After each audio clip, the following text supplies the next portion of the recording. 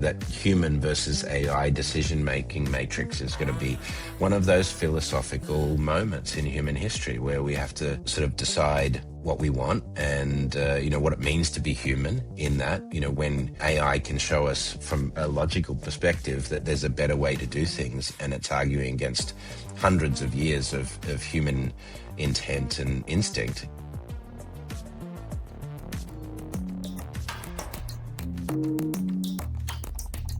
Welcome to the Digitally Curious podcast. Today, two Australian futurists walk into a podcast. My guest today is Brett King, who I followed his work for some time now. We actually caught up in London. In-person futurist meetings are always the best, but we thought we'd jot down some ideas. But Brett, welcome to my show. Welcome to the Futurists. Yes, we can do a dual branded mashup and release this together. It's great to finally meet you and great to be collaborating. We both got our sort of futurist stories. When did you realise you were first a futurist? I actually have a slightly different angle to this, which I tried to be a science fiction writer first. When I was in my early 20s, I wrote my first book, which was a sci-fi novel. Never got published. Always had a big interest in, particularly at that time, Arthur C. Clarke, Asimov, Ray Bradbury, those types of big, deep science writers. But realized also that there was sort of this convergence with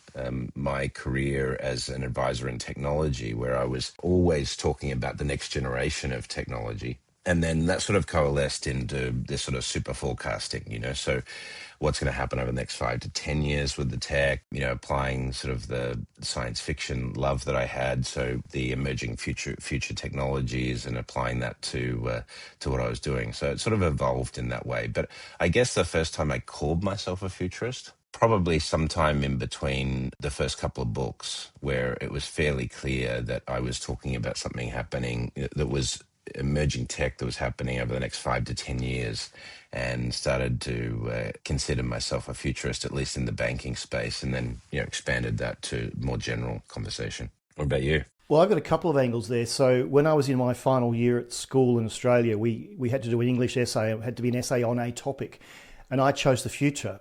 And so I read 1984, Clockwork Orange, Brave New World, and Animal Farm, and strung those together and never thought much more of it. And when I was at Telstra in 2000, my boss at the time, Libby Christie, said, I don't want to do this webisode, which we now call webinars. You go and do it. And Libby Jan Charleston, who was the interviewer, said, Today's guest speaker is Andrew Grill, a futurist from Telstra. My definition of a futurist? What's your definition? Never being wrong today. You look at 5 to 50 years. I look at 5 minutes to 18 months. And that I think is an interesting distinction between the two of us. But when someone asks me, so what's it going to be like in 20 years' time? I do put an asterisk there. Any of your predictions come true? Tons. Obviously, I've done a lot of work in the banking space. And I tend to call them forecasts instead of predictions for obvious reasons, because it's more of a methodology approach. In 2005, I did a report for HSBC on the future of the bank, what the bank would look like in 2020, and it was pretty much bang on. They thought it was ridiculous. Paul Thurston, who was head of retail globally at the time, he got it, but most of the board didn't get it. Such as by 2008, internet would surpass branches from a transactional perspective. By 2015, mobile would surpass both the branch and web, in terms of activity and adoption. 2015, I wrote my opus, Augmented Life in the Smart Lane, ended up on President Xi's desk, which was a huge win. If you read that today, I describe the world of living with a personal AI, both with a semantic AI that you talk to and smart glasses that give you information in your field of view. And we're very, very close to that time today. So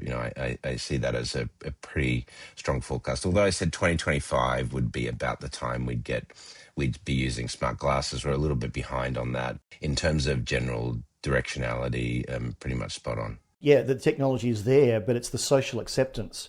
And you would have seen around London, you've been here for a few days, we've got the Waymo cars driving around. They're on trial at the moment. They have a human drive and their left-hand drive. I opined a year or so ago that we may be a little way off from having driverless cars in London. Just because we can doesn't mean that we should. And I think that's the thing as technologists, sometimes we say, hey, yeah, we're going to have all this, but people have to catch up. And I think if you look at AI adoption at the moment, it is going so quickly, even I can't catch up. People aren't ready for this yet. We know that it's going to be useful. We know that it's going to be revolutionary. When you say to someone you have to reimagine how you do your job, they go, I'm not ready for that yet. That's the problem I think that I have and you have. We lay out what is going to happen and then we wait for humans to catch up. You do have that scattered approach in respect to how adoption occurs and the adoption cycles. When we look at, for example, technology unemployment, which is a potential side effect of artificial intelligence. Part of that is dependent on how quickly companies and industries adapt to artificial intelligence, right? And that's not always going to occur at the same rate as is potential because of their technology. You're going to see a staggered basis. You'll have, for example, in some parts like the United States, where you have massive lobbying group efforts and oligopoly controls over sectors like healthcare and so forth, where you're not going to diverge from that system because it's the very foundation of how they make money. So they'll try and augment where they can, but where it disrupts their business model, which they've worked very hard to carve out, that'll be slower. Where I live in the United Arab Emirates or Saudi or South Korea or China, then I could see artificial intelligence being much more widespread in healthcare much quicker because, they're looking for those efficiency gains. What about you in terms of what's your best forecast or prediction that you've made as a futurist? I stood on stage in Stresa, Italy in 2018 in front of a bunch of DHL executives. And I said, very soon we'll have our own digital agents, which we now call AI or agentic agents. And they'll do everything for us. They'll know everything about us. They'll have all the information available and they'll start making decisions for us. And I actually said this, that one day we'll be having to write ads for robots because our agents will do the bidding for us. It's happening right now. Now, when I said that in front of a group of advertising executives, they had stress balls in front of them and they threw them at me on the stage because they said this will never happen and this will wreck our industry. Beginning of last year, there was someone at CES who said, we're here already. That wasn't that far out. I was on stage last week and a bunch of lawyers and I said, hands up, who thinks they could describe agentic AI? And one hand went up. And I gave an example, a personal example of when I was at IBM. I had an executive assistant called Karen. She was fantastic. And I gave the example of an email coming into my inbox saying, we need you, Andrew, in head office in Armonk next week. So Karen would look at my diary. She'd book the trip on British Airways, window seat with my frequent flyer number. She'd book the Hilton Fashion District, high floor overlooking the Empire State Building, put it in my diary, ready to go. She anticipated all my needs. She had access to all the things to do it. Karen was essentially an agentic AI. How far away do you think we are from that? Maybe you could help describe what you see as agentic AI. Yuval Noah Harari has a good way of describing agentic AI, which is, he talks about it. It's the first technology we've built that has true autonomy.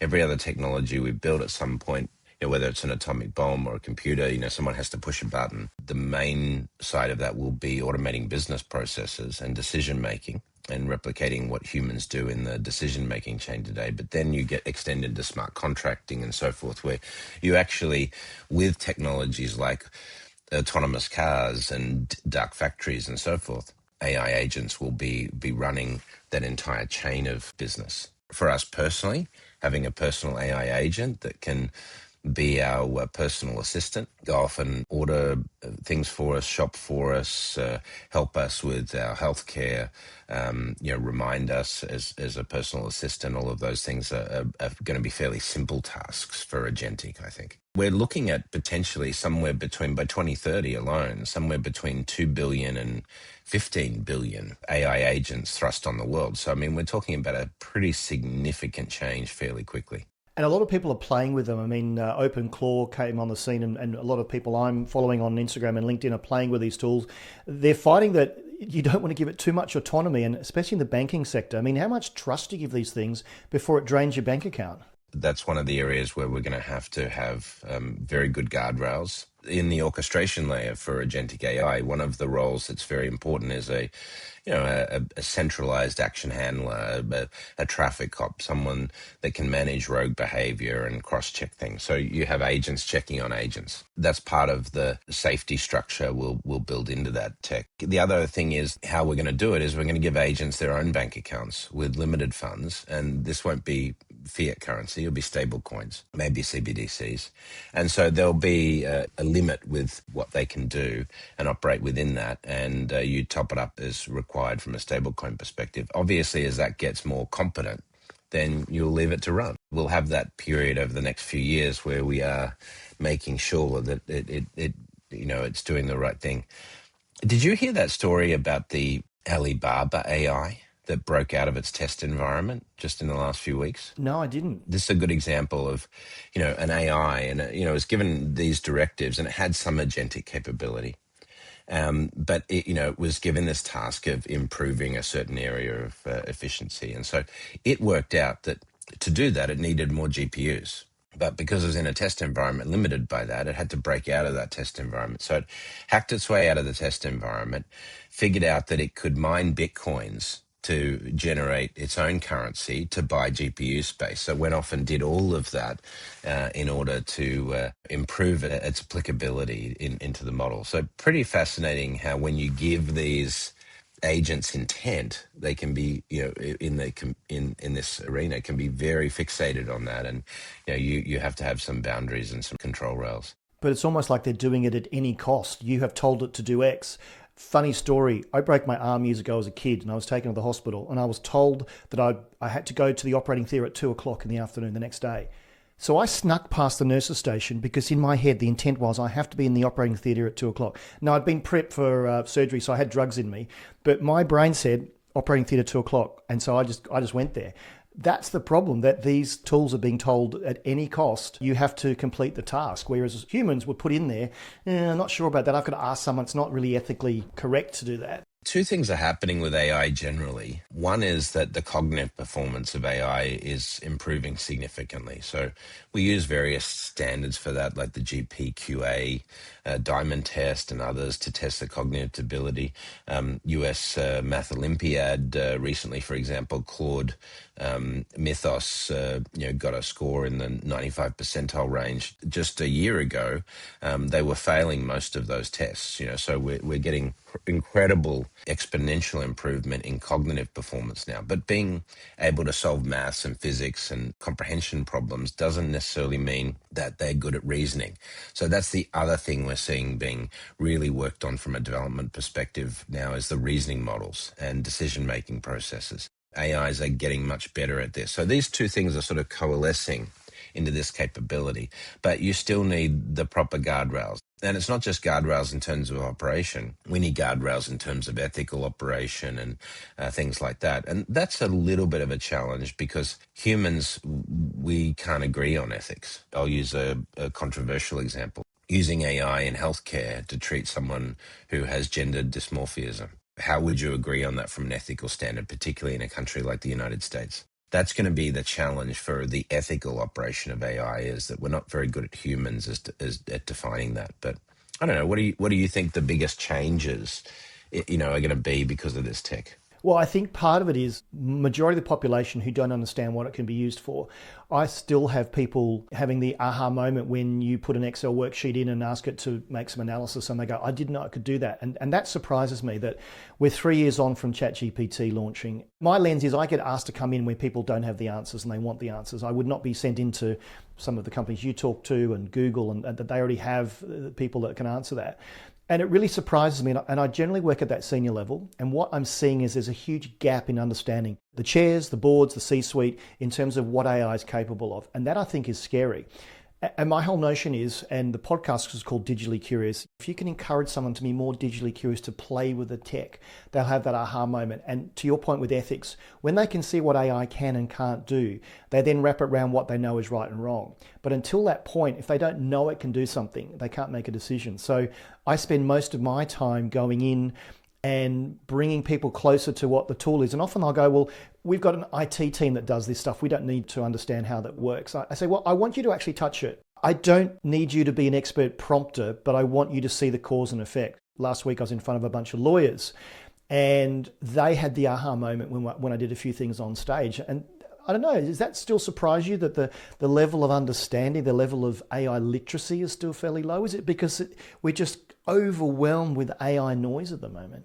I work a lot with startups, and in the startup arena, pretty much every executive is using AI every day. Digital pure play organizations are going to be adopting this much faster than traditional players, where there's not as much intent, there's not as much urgency. I, for example, am based in Dubai. You see a lot of executives empowered there to use AI, and they're using it every day, even if it's just helping them with planning and research and so forth.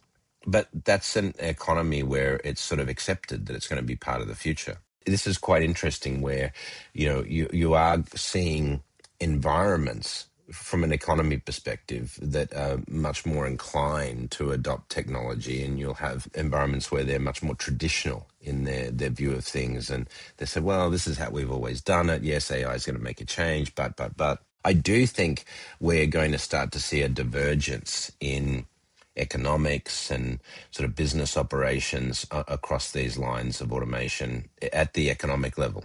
And I think that this is why we're probably going to say, probably from the 2030s onwards, we're going to start to refer to smart economies versus traditional economies, right?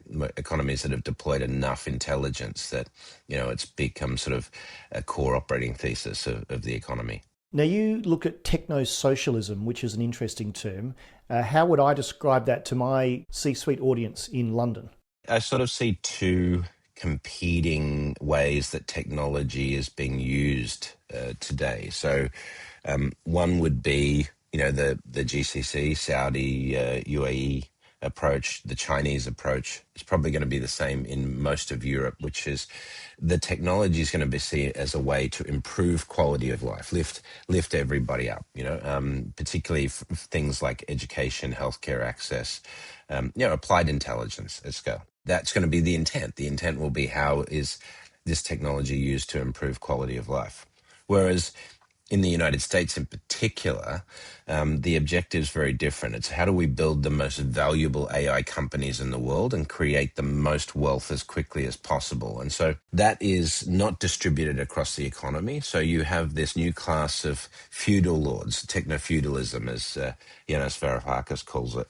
So that's the two sort of emerging worlds that I see from an organizing principles perspective. One which much greater inequality, much greater wealth generation, but not an intent to use this technology to improve everyone's quality of life, just to create as much wealth as possible, versus technology applied to improve the resource efficiency of the government, to improve society operations, to improve healthcare, give access to more services at a cheaper level, so that generally everyone's quality of life is improving. So that's the sort of two worlds I would describe. Whether you call it techno-socialism, it's not classic socialism for sure.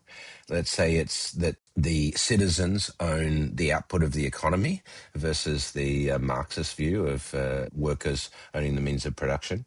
That you are realigning the economy using technology to improve everyone's quality of life. Whether you call that techno-optimism or techno-socialism, from a politics and economics perspective, coming into an era where none of those old definitions really apply. We have to use new terminology, new thinking about what it is that we're moving into. I think capitalism itself is largely incompatible with artificial intelligence. And I think just the way we think about governance is going to have to change as well. So where does sovereign AI come into this? I know what's happening in the GCC. They're moving towards that and building their own AI capabilities that conform to their way of life and in their country and their language and everything else. But are we going to see a breakout where the ones with the money are going to go, we're doing it our own way, and you've got the GCC, you've got the UAE, sovereign AI, and US, do whatever you want, but we're going to plow ahead on our own terms? You're going to see a lot more application of open source AI purely because of the token cost and the energy requirements. This is one sort of flaw in the US's approach to building all of these data centers. Elon Musk has said, sometime in the next couple of decades that 20% of all energy in the United States or globally will be given to data centers. Right now, if you look at just the projected growth of data centers in the United States, by 2030, approximately, you're going to have to take 30 million homes offline off the retail grid to power these data centers because the US is not investing in new energy technologies, not at the rate they need. The current administration has stopped essentially all renewable development, wind and solar in particular, powered by the lobbying groups of big oil and big gas. As a result, they just don't have the new generation capacity. Flip side, China deployed 600 gigawatts of solar over the last 2 years, like 2024, 2025. Half of the world's new solar deployed last year was in China. And to put that in perspective, the US has deployed 280 gigawatts of solar in 70 years. And China did that every year, and similarly, India now is catching up to that rate of deployment as well. So, and China is well ahead on nuclear, next generation nuclear with thorium reactors and small modular reactors. They have the first operational models of those, which the US is still talking about 7 to 10 years away. This is where you really sort of see more a progressive approach. In terms of the self-sovereign AI, you are seeing a lot more, I think, use of open source because of those energy demands. So I think you'll see DeepSeek and these other models, which are much more energy efficient, lower use, GPU requirements, things like that, being a driver for industrial AI deployment, at an economy scale, rather than just on the data center side, which is sort of powering the LLMs and the semantic AI. So I think we're going to see a little bit of a spread of that in terms of specialization. And you do need the language specialization. You do need the SLMs for local rules and things like that as well. It's interesting, the energy requirements. So back in Oz, I was back there in January speaking to people that have solar. They never pay a power bill because they actually sell their excess solar power back to the grid. And so the thought of never having a power bill because you've got some self-sufficiency is amazing. But you mentioned DeepSeek. I get asked almost in every talk, generally it's by a younger person, what about the energy requirements? Funny story, a year ago I did a talk in London where there was an inflatable elephant off to the right of the stage. So in asking this question, I was thinking deeply, and I said, everyone look to the right. Here's the elephant in the room. Yes, it has huge energy requirements. But you mentioned DeepSeek. As an engineer, when I heard about the fact that DeepSeek were able to do more with less powerful chips, the engineer in me said, yes, that's a great problem to solve. So do you think in the next 5 or 10 years, we'll actually have more efficient chips so they won't need the gold-plated GPUs, they won't need as many GPUs and data centers because the models will be more efficient? Looking at what happened with crypto, that Ethereum went from proof of work to proof of stake, massively reducing the energy requirement, it can be done. But will it be done in time to not have to build all these data centers? Well, we have fabrication issues, with chips, which we have to solve, and not only because we're very dependent on Taiwan, and Taiwan's obviously geopolitically sensitive in the future. But I think where it's really interesting is the recursive development of AI. So what we see today is if you look at models like, Claude Mythos, it's estimated about, certainly well over 50% of its code base was generated by a previous version of Anthropic's AI.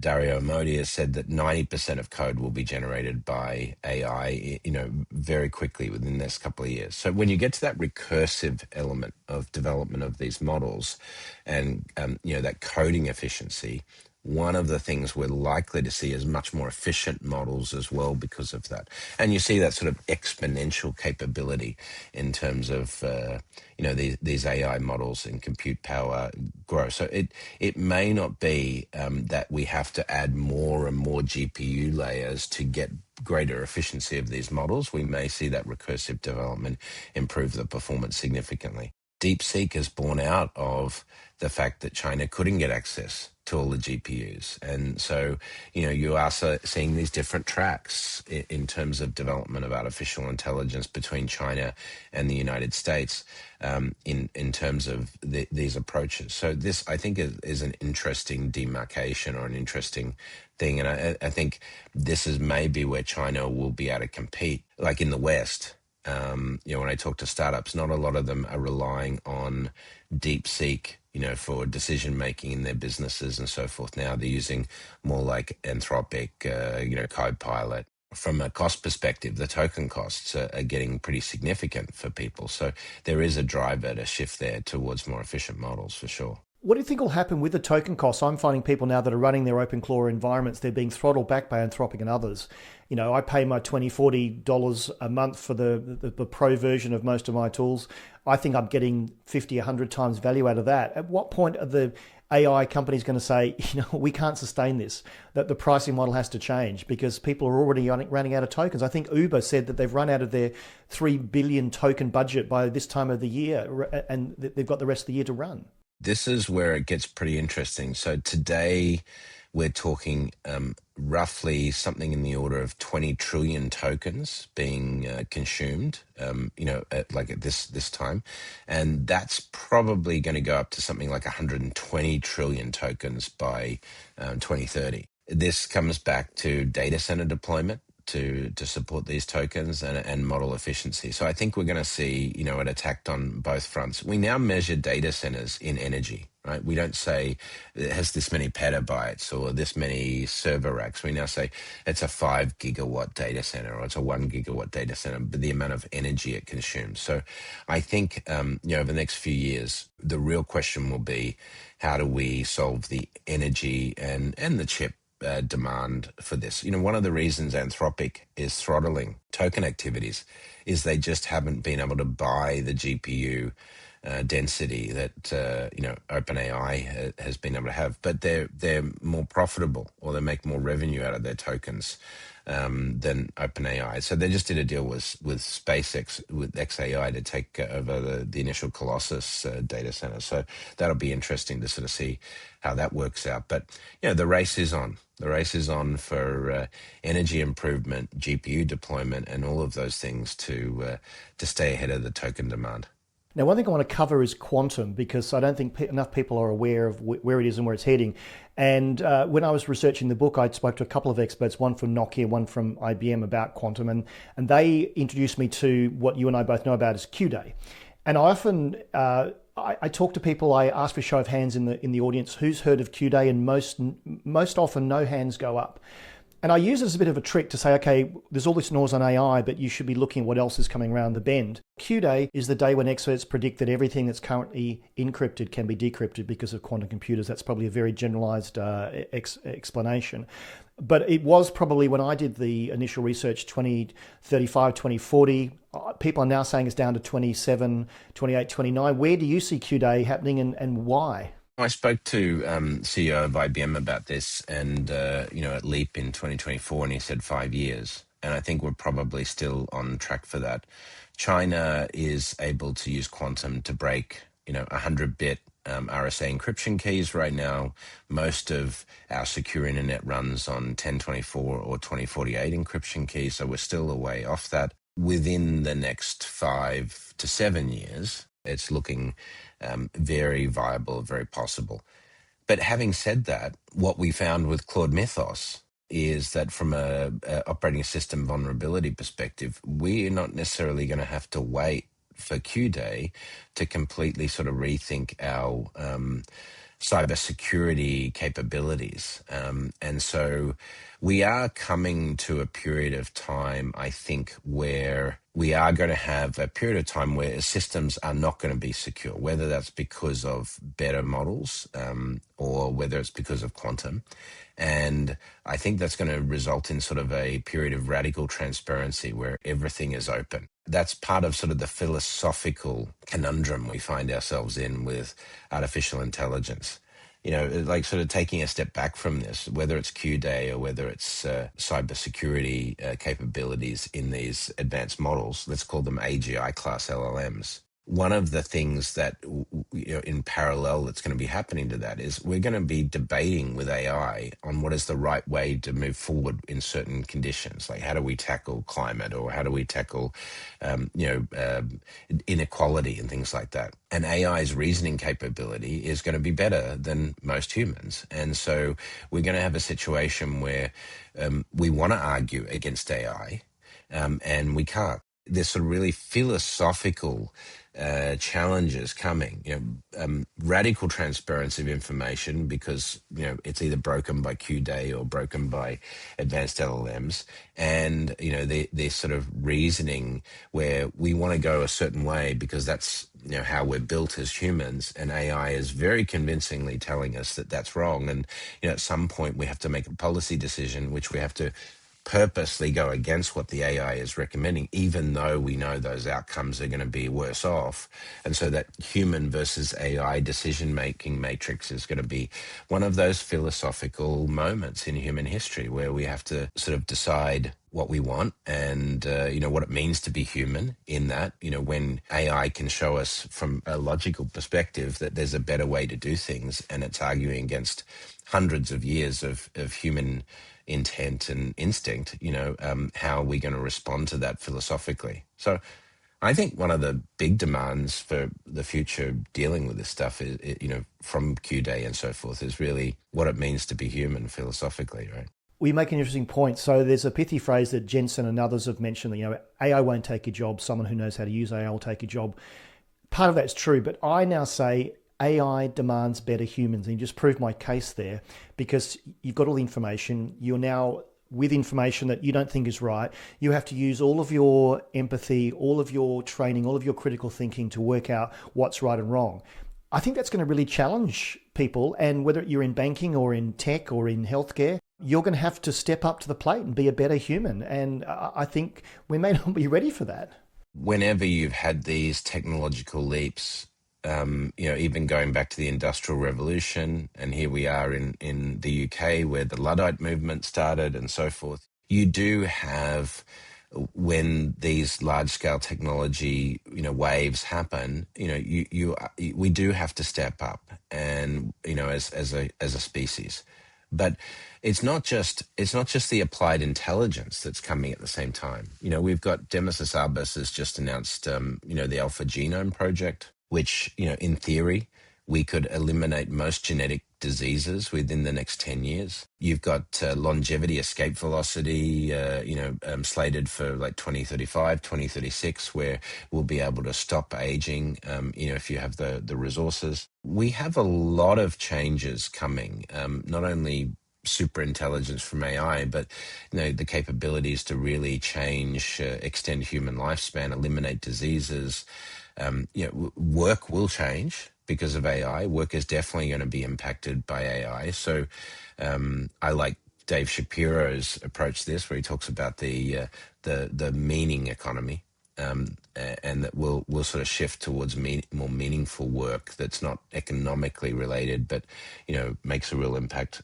So I think that these things are all coming together. It requires humanity to step up, to grow up, and I think that's that's sort of a really interesting proposition. This is why I think that just even our economics, and you hear this from Gutierrez and others, other leaders around the world talking about the end of GDP as an economic measure and things like this. We just need a new operating philosophy of what it means to be human. And I think we've defined so much of our world the last 200 years of a growth in capital that, what comes next? And I think that's when you say it's, we need to be smarter humans, I think actually the next measure is going to be applied intelligence, the growth in intelligence, and how we leverage that to make humanity as a species, the best potential that we can.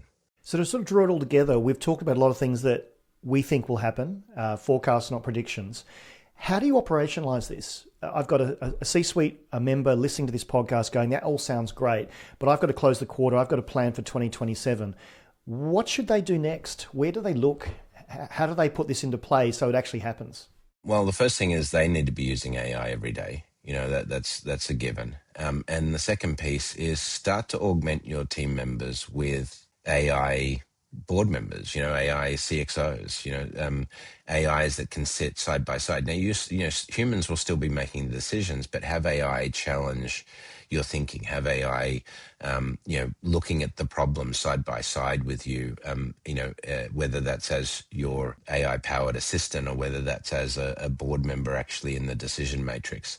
And that I think will lead to you starting to figure out where you're going to use AI more significantly in day-to-day operations. So that's the immediate task. Secondly, make sure you make the message clear. As you've said, there are two types of people in the world: those that are using AI to enhance their job, enhance their career, enhance their business, and those are going to be replaced by the first category. Look to encourage that in the organization and be very clear that this is the future of the business, and we need everyone in the business to step up, because if you're not using AI, then at some point in the future, you're probably going to be a target to be replaced by someone who is.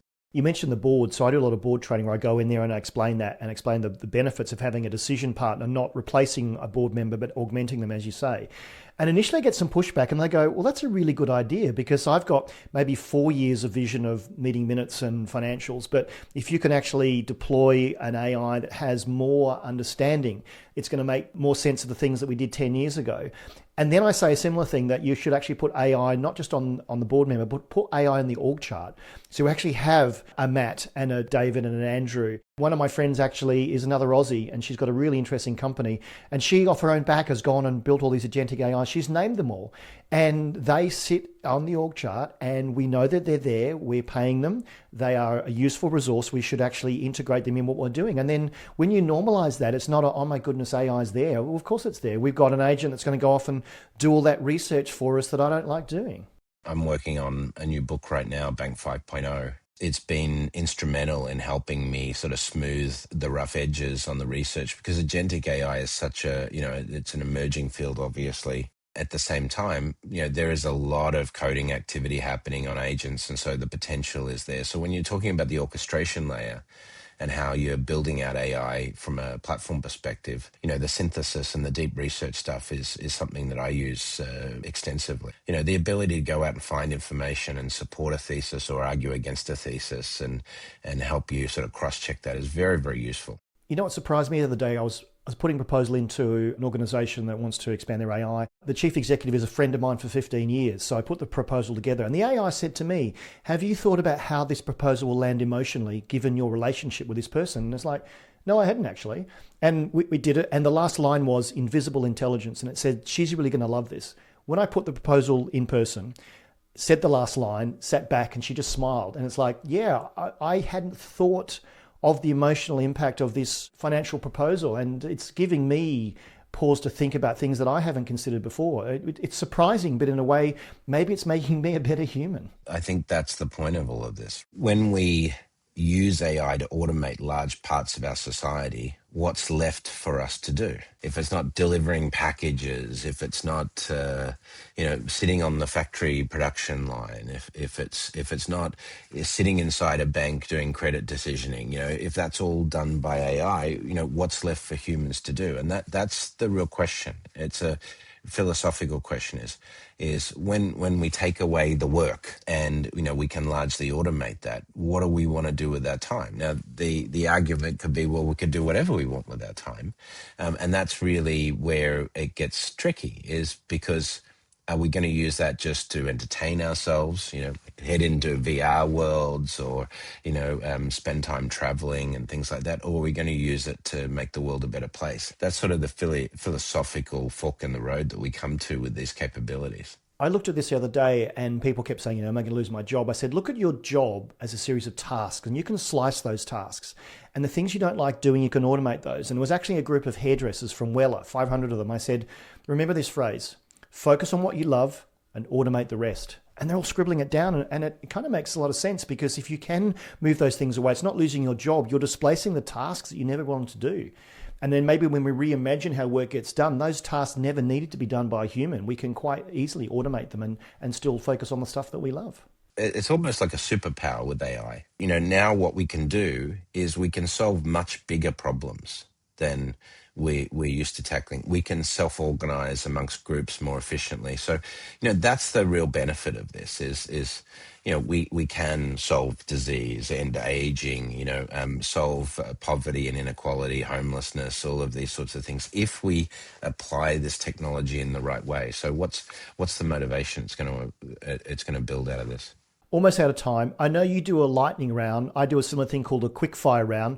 I'll fire mine at yours, and I'd love to answer yours. Window or aisle? Aisle. Your biggest hope for this year and next? That I complete a successful raise for my agentic AI bank. I wish that AI could do all of my laundry. The first thing I asked ChatGPT was, who is Brett King? I did the same thing, and you know why? Because I knew the answer to the question. I wanted to see what it knew about me. Is generative AI evolution or revolution? It is evolutionary. The app you use most on your phone? Google Maps. How do you stay digitally curious? By interviewing people on my podcast that are 5 steps ahead. What's the best piece of advice you've ever received? Be kind to your mother. What are you reading at the moment? I'm reading a sci-fi series by Alastair Reynolds, one of the preeminent UK science fiction writers. Who should I invite next onto the podcast? Mo Gadat, ex-head of Google for the Middle East. Very good, very interesting guy that talks about the 15 years of chaos that's going to come from AI. How do you want to be remembered? Someone who made a dent in the world, made the world a better place. What 3 actionable things should our audience do today to better understand how we use AI for good? First, look at the recursion sort of emerging singularity approach with intelligence. Understand it's going to happen. Secondly, start using it every day in your life to know where it applies. And thirdly, write down the biggest, most intractable problems in your business and in the world and start figuring out how AI can be used to attack those. Let's do the quick fire round for the futurist. Here's the lightning round. What was the first science fiction you remember being exposed to on TV or via books? It was probably the Jetsons, but as I said, I read 1984 and a bunch of other futurist works in my teens. What technology do you think has most changed humanity? Connectivity. We could not do AI quantum without it all being connected together around the world, and we take it for granted. Name a futurist or an entrepreneur who's influenced you and why? Arthur C. Clarke. I've been a fan of his for a long time. He co-wrote 2001 Space Odyssey with Stanley Kubrick. There is a 600-page book about how they made that movie and how it nearly didn't happen. I read it cover to cover. It's worth a read. He has a great interview that was actually used at the beginning of the Steve Jobs movie. It's from 1974. It's an ABC journalist, and he said, "We wanted to be stuck in cities. We better live out in the country or wherever we please and still carry on complete interaction with human beings as well as with other computers." And he essentially predicted the internet in 3 minutes. I used to use it in all my talks. The reason I've chosen my branch of futurism is that Arthur looks at things that are 30 years in the distance. Most of my clients don't have 30 years, so I'm filling a gap in between what Arthur says and what you need to do today.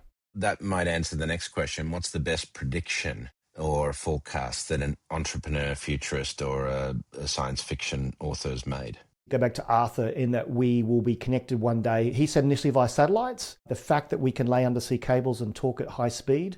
But I think I spoke to someone the other day, you mentioned before about nuclear fusion reactors that are the size of a container. The fact we'll have high sources of energy available locally will fundamentally change communities around the world that don't have access to good, clean energy. And the last one.